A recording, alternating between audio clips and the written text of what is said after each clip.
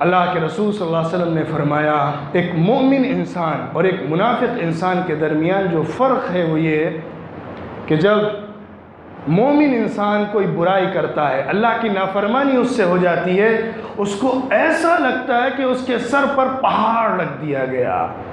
ایک چھوٹا سا گناہ اس کے سر پر ایک بڑے پہاڑ کی طرح بوجھ بن کے لد جاتا ہے، جس سے وہ پریشان رہتا ہے، بے چین رہتا ہے اور اس کو دور کرنا چاہتا ہے۔ ایک منافق انسان جو ہوتا ہے وہ بڑے سے بڑا گناہ کر لیتا ہے اور اس کے سامنے وہ گناہ اس طرح ہوتا ہے جیسا کہ جسم کے کسی حصے پر مکھی بیٹھی اور اس نے یوں کر کے اڑا دیا۔ اس کو احساس ہی نہیں ہوا کہ ہم سے کیا ہو گیا، اللہ کی کون سی نافرمانی ہو گئی، اس کے اندر خیال ہی پیدا نہیں ہوا۔ ایک واقعے سے اس کو سمجھیے۔ حضرت عمر رضی اللہ تعالی عنہ جو پورے مسلم سلطنت کے حضرت ابو بکر رضی اللہ عنہ کے بعد خلیفہ تھے، بڑی دنیا کے حصے کے مالک تھے۔ ان کا عالم یہ تھا کہ وہ راتوں کو بھیس بدل کے جاتے تھے، علاقوں میں گشت کرتے تھے، لوگوں کے حالات معلوم کرتے تھے اور اپنی سلطنت کے اندر عدل و انصاف کو پیش کرنے کی پوری کوشش کرتے تھے۔ ایک موقع پر وہ رات میں نکلے بھیس بدل کے، ایک جگہ پہنچے، دیکھا ایک عورت ہے، وہ اپنے بچے کو گود میں لی ہوئی ہے اور وہ بلک رہا ہے، بھوک سے رو رہا ہے اور اس کو دودھ نہیں پلا رہی ہے۔ حضرت عمر رضی اللہ عنہ دیکھتے رہے، روتا رہا، وہ اس کو دودھ نہیں پلا رہی ہے، چپ کرا رہی ہے۔ اتنے میں آگے بڑھے اور فرمایا تم اس کو دودھ کیوں نہیں پلا رہی ہو، کیوں تم اس کو رونے دے رہی اور اس کی بھوک کیوں نہیں مٹا رہی ہو؟ تو اس عورت نے جواب دیا عمر نے یہ فیصلہ کیا ہوا ہے کہ جب تک بچہ دودھ چھوڑ نہیں دے گا اور کھانا کھانے نہیں لگے گا اس وقت تک اس کا وظیفہ حکومت کی طرف سے نہیں دیا جائے گا، اس لیے میں زبردستی اس کا دودھ چھڑا رہی ہوں تاکہ اس کو بھی وظیفہ ملنے لگے۔ حضرت عمر رضی اللہ عنہ پہ ایسا لگا کہ جیسے پہاڑ گر گیا ہو، ان کی حالت غیر ہو گئی۔ انہوں نے کہا نہیں تم دودھ پلاؤ، اصرار کیا اور تیزی سے واپس آئے اور کیسے رات گزاری۔ فجر کی نماز میں مصلی پہ پہنچے، صحابہ بتاتے ہیں کہ وہ نماز پڑھا رہے تھے اور تلاوت کر نہیں پا رہے تھے، اتنا رو رہے تھے کہ پڑھنے کی طاقت نہیں تھی اور آیات ادا نہیں ہو پا رہی تھی۔ نماز پڑھتے ہی انہوں نے فیصلہ فرمایا، یہ پہلے تو یہ دعا کی اے اللہ اگر تو نے مجھے معاف کر دیا ہے اس غلطی پر تب تو میں نجات پا جاؤں گا، اور اگر تو نے معاف نہیں کیا ہے تو مجھ کو کوئی نہیں بچا سکے گا۔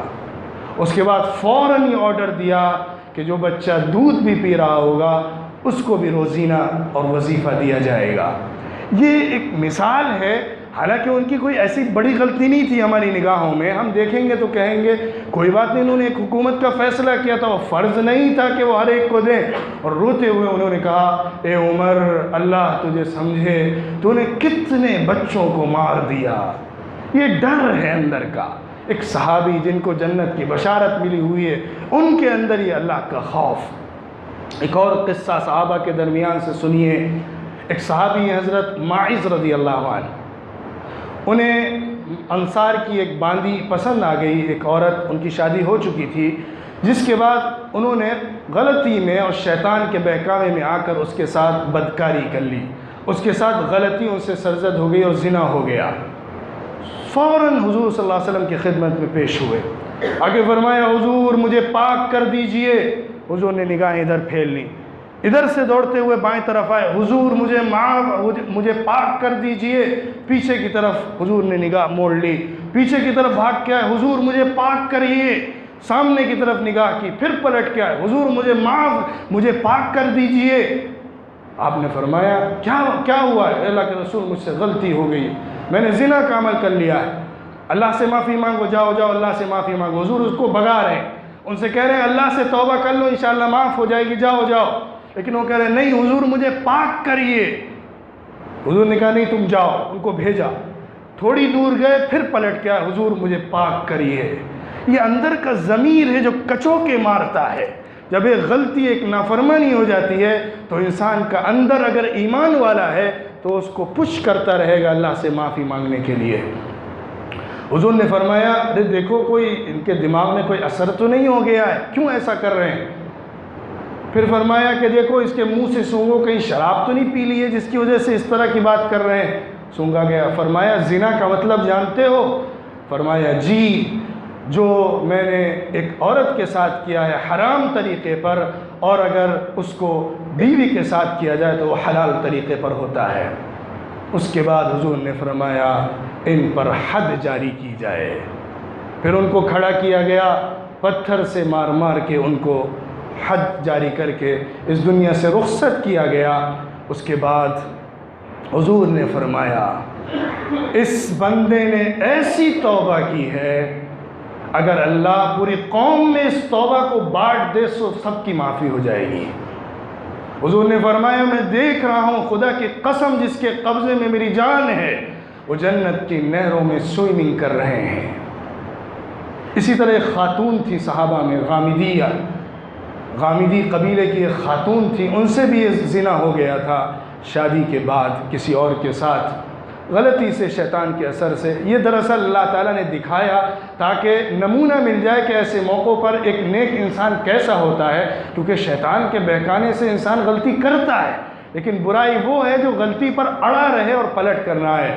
وَالَّذِينَ إِذَا فَعَلُوا فَاحِشَةً أَوْ ظَلَمُوا أَنفُسَهُمْ ذَكَرُوا اللَّهَ فَاسْتَغْفَرُوا لِذُنُوبِهِمْ، جن سے بڑے سے بڑا گناہ ہو جاتا ہے یا اپنے اوپر ظلم کر بیٹھتے ہیں، اللہ کو یاد کر لیتے ہیں، پھر اللہ سب کچھ معاف کر دیتا ہے۔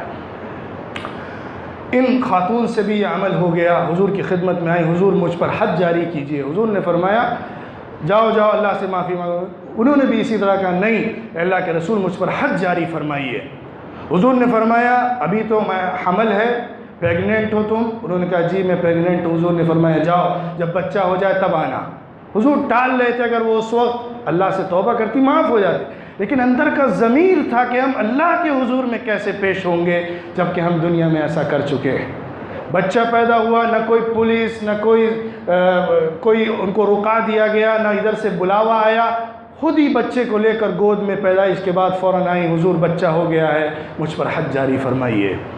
حضور نے فرمایا ابھی تو بچہ چھوٹا ہے، اس کے دودھ وغیرہ کا انتظام کیسا ہوگا؟ جاؤ ابھی اس کو دودھ پلاؤ، جب دودھ چھوڑا لینا تب آنا۔ گئیں، دودھ پلایا اور پھر اس بچے کو گود میں لے کر آئیں، اور اس کے ہاتھ میں روٹی کا ٹکڑا دیا ہوا تھا۔ حضور یہ دیکھیے دودھ چھوڑ چکا ہے اور یہ اب کھانے کے پر قادر ہے، اس لیے اب مجھ پر حد جاری کر دیجئے۔ یہ دراصل جذبہ جو ہوتا ہے توبہ کا، وہ 1 دن ہوتا ہے، 2 دن ہوتا ہے، 5 دن ہوتا ہے، 1 مہینے ہوتا ہے، 2 مہینے ہوتا ہے، لیکن جب موت نظر آتی ہے تو انسان کے اندر ڈر پیدا ہو کے موت سے بھاگنے لگتا ہے۔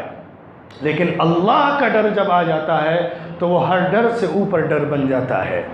وہ آئیں، حضور نے اس بچے کو لیا، ایک صحابی کے گود میں دیا۔ ایک ماں اپنے بچے کو دیکھ رہی ہے اس حالت میں اور جانتی ہے کہ اس پر موت ہونے والی ہے، اس کو لے جایا گیا۔ حضور نے فرمایا اس کا اصرار ہے، اور اللہ کی حد کی جب اقرار کر لیا جاتا ہے اور جب ثابت ہو جاتی ہے تو اس کو دنیا کی کوئی طاقت معاف نہیں کر سکتی ہے۔